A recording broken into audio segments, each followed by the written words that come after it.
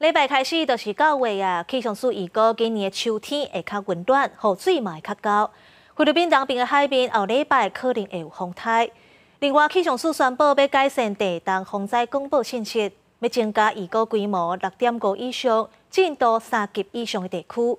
若准调整了后，会当提早2-3秒收到警报。控诉03华能强烈地动，7县市达到高警标准所无受到信息。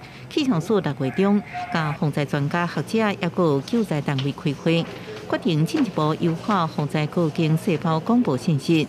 除了对原本有过规模5以上地动、有过震度4级以上地区高警以外，更增加有过规模6.5以上、有过震度3级以上地区。我们用台北市这个0403的这个案例来看，原有的规模的还有震度的标准，可能就是在4级的地方发。那如果我们这样调整，就会在前面先发，让后面这个大震波来的时候，大家已经有多2到3秒的一个预警的时间。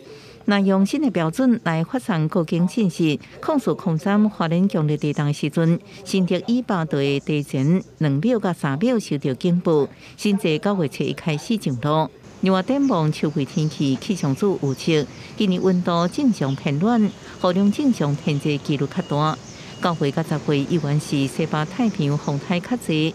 下礼拜伫菲律宾东边海面上不排除风台形成的可能。南海到菲律宾这边其实都是有一些云柱在生成，虽然说有些模式有做说未来可能会有一些系统生成，可是其实我们还是要以就是它真的长出来了，要有一定强度的情况之下，那我们还会去做一些路径的预报。气象署分析，秋天影响台湾的风台常常有东北季风产生强暴的效应，带来较大雨势状况。民众要注意上新风台形成的信息，做好防灾准备。记者综合报道。